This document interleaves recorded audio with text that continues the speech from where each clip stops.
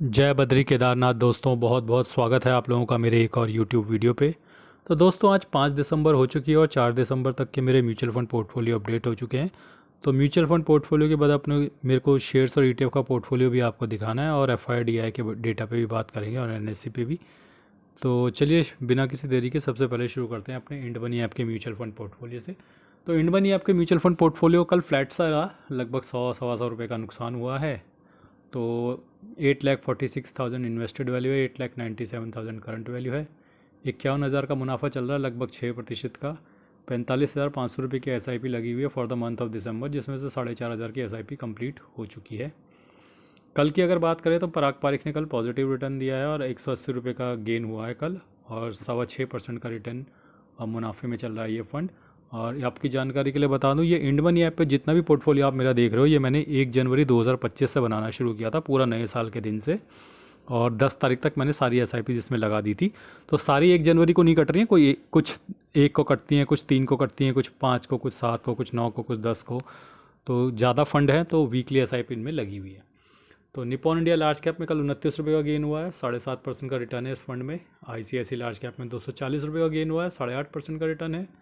Kotak mid cap में 23 रुपये का गेन हुआ है, 6.5% का रिटर्न है। एडलवेस स्मॉल कैप में 53 रुपये का लॉस हुआ है, 4.25% का रिटर्न है। HDFC मिड कैप में 8 रुपये का गेन हुआ है, लगभग 10% का रिटर्न है। निपॉन मिड कैप में 23 रुपये का लॉस हुआ, 7% का return.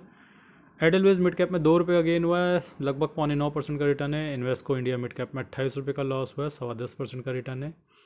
Motilal Oswal mid cap में 67 रुपीज़ का गेन हुआ है, 4.25% का गेन है। बंधन लार्ज एंड मिड में 12 रुपये का गेन हुआ है, 8.5% का गेन है। Invesco India large and mid में 40 रुपये का लॉस हुआ है, लगभग 0.8% का रिटर्न है।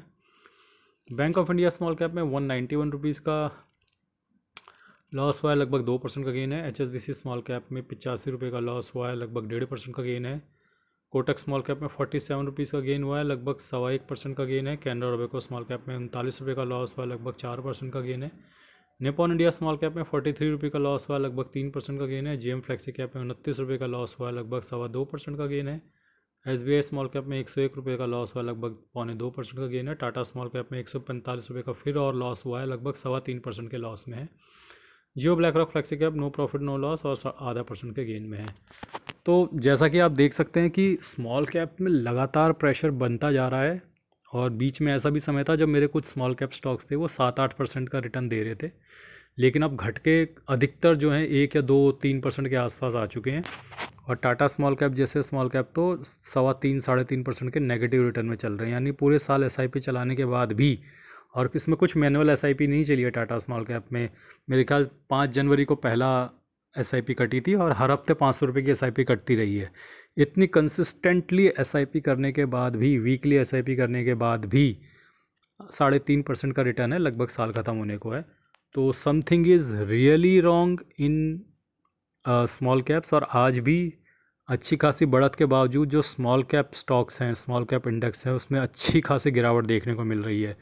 यानी स्मॉल कैप्स को पूरी तरह तोड़ा जा रहा है, और स्मॉल कैप और मिड कैप में जो भारी मात्रा में रिटेलर घुसा हुआ है उनको निकाल कर बाहर करने की पूरी कोशिश की जा रही है, उन्हें तोड़ा जा रहा है। और लगातार आपको पता नहीं चल रहा होगा, लगातार लोगों की हिम्मत टूटती जा रही है। स्मॉल कैप मिड कैप वाले जो पोर्टफोलियो लेकर बैठे हैं, लगातार उनकी हिम्मत टूट रही है और वो मार्केट छोड़कर बाहर जा रहे हैं।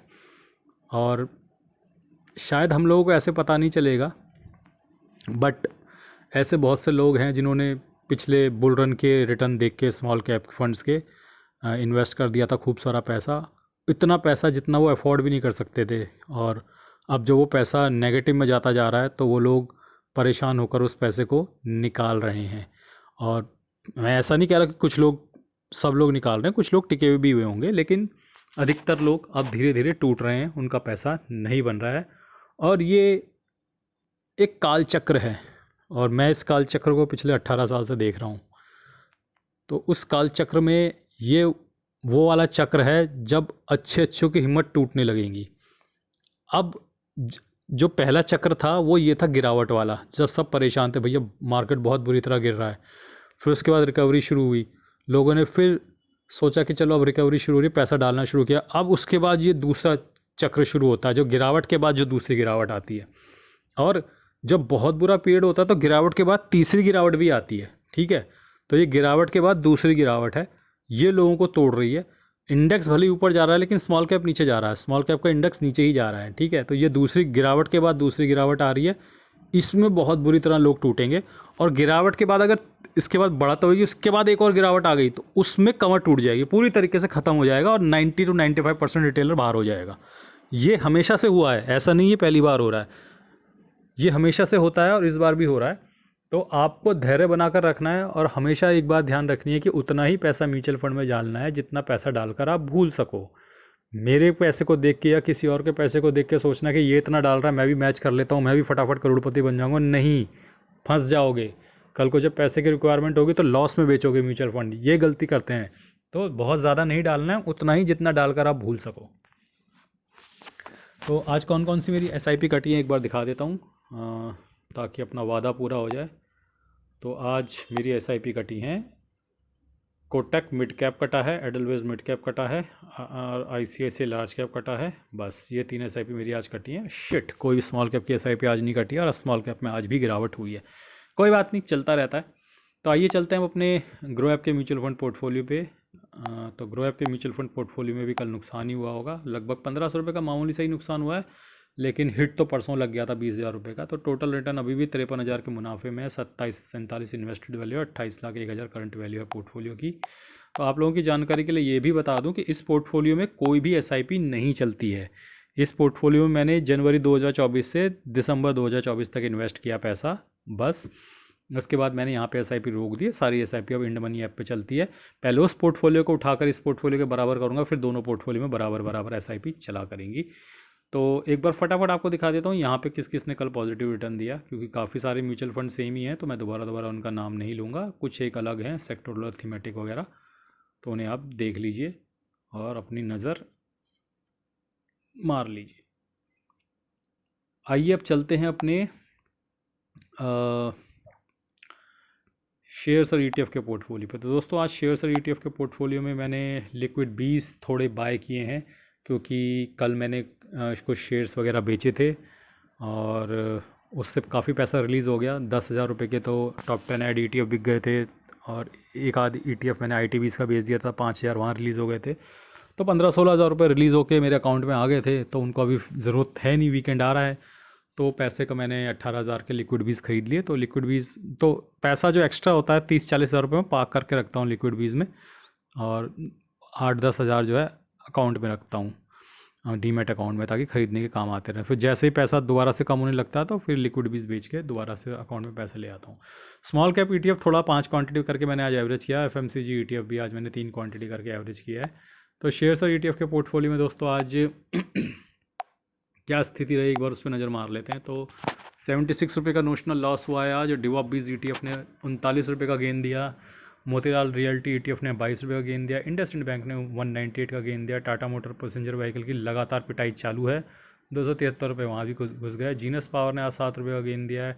FMCG ETF 7 रुपये के लॉस में। सेंसेक्स ETF 4 रुपये के गेन में। HDFC कॉल ETF 22 रुपये के गेन में।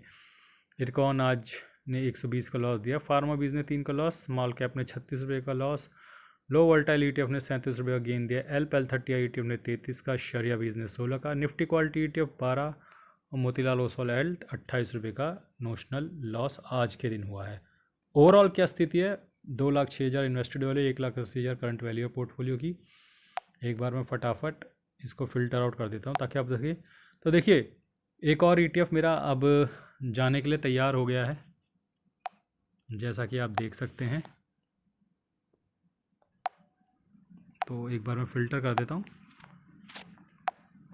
तो डिवॉप बीज ETF, तो ड्यूरिंग द डे मेरा मन कर रहा था कि इसे बेच दूँ, और यार ये क्या हो रहा है भाई, ऐसा क्यों कर रहा है ये ऐप मेरे साथ, क्यों वीडियो को स्पॉइल कर रहा है। लोग नाराज़ हो जाते हैं, गाली दे के चले जाते हैं कमेंट में। अच्छा लगता है कि आपको मेरे को गाली सुनवाना? इतनी गालियाँ खा खा के मैं वैसे ही परेशान हो रहा हूँ और गाली खिला रहे हो मुझे, कैसा फ़ोन है मेरा। तो डिवॉप बीज ETF ड्यूरिंग द डे 4.8% तक गया था, लेकिन तो अभी 4.5% के आसपास सेटल हो रखा है। तो मेरा मन किया था एक बार इसे भी बेच दूं, लेकिन फिर मुझे लगा कि कॉल की पोजीशन बनी हुई है, तो शायद मंडे को भी एक पॉजिटिव मोमेंटम आ जाए। तो अगर मंडे को पॉजिटिव मोमेंटम आ जाता है तो डेफिनेटली ये 5% का अपना टारगेट हिट कर लेगा, और यहाँ से भी लगभग ₹7,300-400 रुपया रिलीज़ हो जाएगा। तो जहाँ जहाँ प्रॉफिट बनता जा रहा है मैं धीरे धीरे बुक करता जा रहा हूँ। शरिया बीज में भी 4% का प्रॉफिट है। तो बेसिकली ये वो वाले ETF हैं जिनमें IT के स्टॉक्स का अच्छा खासा परसेंटेज है, और आप देख रहे हो कि IT बीज जो है लगातार बढ़ रहा है। IT बीज मैंने तो बेच दिया, लेकिन मेरे पास और भी ETF हैं जिनमें IT का अच्छा खासा कंपोजिशन है। जैसे डिवॉप बीज ETF है, इसमें 27% जो है IT स्टॉक्स पे लगा हुआ है। ऐसी शरिया बीज है, इसमें भी लगभग 22% जो है IT स्टॉक्स पे लगा हुआ है। तो ये अब ऊपर की चढ़ाई चढ़ रहे हैं। फिर फार्मा बीज है और निफ्टी क्वालिटी ETF है, ये सब 3% के ऊपर हैं। फिर ये सब मुनाफे में चल रहे हैं ETF। रियल्टी ETF नुकसान में चल रहा है, और लगातार मैं इसमें बाइंग कर रहा हूँ और एवरेज करके पोजीशन बनाता जा रहा हूँ। आप देख सकते हैं कि 6,000 के ऊपर खरीद चुका हूँ। FMCG ETF में भी मैं लगातार पोजीशन बना रहा हूँ, 8,300 के ऊपर खरीद हो चुकी है। मोतीलाल ओसवाल हेल्थ ETF भी लगातार गिर रहा है, यहाँ पे भी मैं लगातार पोजीशन बिल्डअप करता जा रहा हूँ। 7,700 रुपये का आप देख सकते हो कि मैं खरीद चुका हूँ। और स्मॉल कैप में भी लगातार गिरावट हो रही है, यहाँ पे भी मैं पोजीशन बनाता जा रहा हूँ। तो जो ETF गिरते जा रहे हैं उनको मैं एवरेज करता जा रहा हूँ, और कुछ ETF अपना टारगेट हिट करने के लिए आगे बढ़ रहे हैं 5% का। तो मार्केट में कुछ सेक्टर ऊपर जाएँ, कुछ सेक्टर नीचे जाएँ, तो इससे चर्निंग लगातार चलती रहती है। अब देखो मेरे ETF के पोर्टफोलियो में आपको 2 दिशाएं दिख रही होंगी। एक ETF है ये डिवोप बीज, शरिया बीज, फार्मा बीज, निफ्टी क्वालिटी ETF, ये सब ऊपर की तरफ जा रहे हैं, और इधर ये वाले ETF हैं ये नीचे की तरफ जा रहे हैं। Small cap ETF, health ETF, FMCG ETF, realty ETF। तो इससे पता चलता है कि मार्केट एक बहुत अच्छी हेल्थ में है। ठीक है, कुछ सेक्टर ऊपर जा रहे हैं, कुछ नीचे जा रहे हैं, और अपने पास तो पूरा ही मार्केट है ETF में। तो इससे मेरा फ़ायदा हो रहा है कि कुछ ETF हिट हो रहे हैं प्रॉफिट, और कुछ टाइम बाद ये जो अभी नीचे जा रहे हैं ये ऊपर जाने लगेंगे, या जो ऊपर हैं वो बिक जाएंगे। तो देखते हैं आगे क्या होता है। और ये तो थी स्थिति मेरे शेयर्स और ETF के पोर्टफोलियो की। आइए अब चलते हैं अपने इंडिसेस पे। तो आज निफ्टी 50 जो है 0.59% की बढ़त के साथ बंद हुआ है। Mid cap 50 0.76, mid cap 100 0.49, mid cap 150 0.39। लेकिन खेला हुआ है स्मॉल कैप में, जहां हम लोगों का सबसे ज़्यादा पैसा लगा हुआ है। तो आज भी पोर्टफोलियो नेगेटिव में क्लोज हो सकता है। निफ्टी स्मॉल कैप में 0.57% की गिरावट हुई है 100 में, और स्मॉल कैप 50 में 0.37%, और स्मॉल कैप 250 में 0.53%। तो ये अच्छी खबर नहीं है दोस्तों। स्मॉल कैप लगातार पिटाई खा रहे हैं, और स्मॉल कैप में हमारा अच्छा खासा पैसा घुसा हुआ है। तो हमारे पोर्टफोलियो में कोई खास पॉजिटिविटी नहीं आने वाली है, अनटिल एंड अनलेस किसी ने बिल्कुल ही लार्ज कैप स्पेसिफिक पोर्टफोलियो बना रखा है। हालांकि मैंने जो एडिशनल SIP करी थी पिछले 6-8 महीने में, वो स्पेसिफिकली लार्ज कैप में करी थी एडिशनल वाली। वो मेरे लिए पॉजिटिव रहा, क्योंकि मैंने सही समय पे लार्ज कैप पकड़ लिए। उसके बाद दोस्तों आइए चलते हैं अब अपने FIDI के डेटा के, जो सबसे इम्पॉर्टेंट है, लेकिन आपने बोला इसे सबसे पीछे दिखाया करो। तो सबसे इम्पॉर्टेंट चीज़ सबसे पीछे देखते हैं, FIDI का बाय सेल का डेटा। ये बहुत इम्पॉर्टेंट मैं मानता हूँ, लेकिन यार इसका ऐप डाउनलोड करके तो मैंने गलती ही कर दी। अब ये भाई इधर घुस जाता है। चलिए, तो कल भी 1900 करोड़ की कैश में सेलिंग कर गए हैं हमारे FI, और DI जो है 3600 करोड़ की बाइंग कर गए हैं। तो आज कल पुटिन आ गए थे, आज पुटिन ने जो जो रंगरलियाँ मनाई होंगी, आज खेला किया होगा, जो भी करना होगा, और कुछ बयान वो जाते जाते दे दिए होंगे। तो आज RBI ने 0.25%, 0.25% रेपो रेट कट कर दिया है, जिसका पॉजिटिव इम्पैक्ट रियल्टी सेक्टर के ETFs में और शेयर्स में देखने को मिला था, लेकिन ड्यूरिंग द डे वो फिजल आउट हो गया। देखते हैं दोस्तों अब आगे क्या होता है। फ़िलहाल दोबारा से पॉजिटिव मोमेंटम बनता हुआ नज़र आ रहा है, और थोड़ा बहुत जो सब मैंने प्रेडिक्ट किया था वैसे ही चल रही है मार्केट के। मंडे ट्यूसडे शॉर्ट पोजीशन, क्योंकि लॉन्ग पोजीशन जो कि रिटेलर्स ने बना रखी थी, तो मैंने कहा था गिरेगा तो गिरा। वेडनेसडे से मैंने बोला था कि चढ़ेगा, लेकिन वो चढ़ना शुरू हुआ थर्सडे एंड से। तो मोटा मोटा एक दिन का डिले हुआ मेरी प्रेडिक्शन को ठीक होने में। तो एक दिन के डिले के साथ प्रेडिक्शन तो ठीक हो गई, मार्केट दोबारा ऊपर चढ़ने लगी है। हालांकि डेटा में, स्टॉक फ्यूचर्स के डेटा में पॉजिटिविटी है, लेकिन इंडेक्स फ्यूचर्स के डेटा में नेगेटिविटी है, कि वहाँ शॉर्ट पोजीशन बिल्डअप हो रही हैं। और इंडेक्स के फ्यूचर में अगर शॉर्ट पोजीशन बिल्ड हो रही है तो इंडेक्स ऊपर नहीं जाने वाला। अब वो देखना पड़ेगा कौन से इंडेक्स की वो बात कर रहे हैं। तो आज के लिए बस इतना ही। बाकी मैंने कुछ फ्लिपकार्ट के लिंक्स दे रखे हैं वीडियो में, अगर आपको कुछ भी फ्लिपकार्ट से शॉपिंग करनी हो तो भाई के लिंक का इस्तेमाल कर सकते हैं। जैसे आप अपनी मोबाइल स्क्रीन पर टैप करेंगे तो लेफ्ट साइड बॉटम में आपको व्यू कोड दिखेगा, उसके अंदर फ्लिपकार्ट के लिंक है, वहाँ से आप कुछ भी शॉपिंग कर सकते हैं। आज के लिए बस इतना ही। धन्यवाद, गुड बाय, जय बद्री केदार।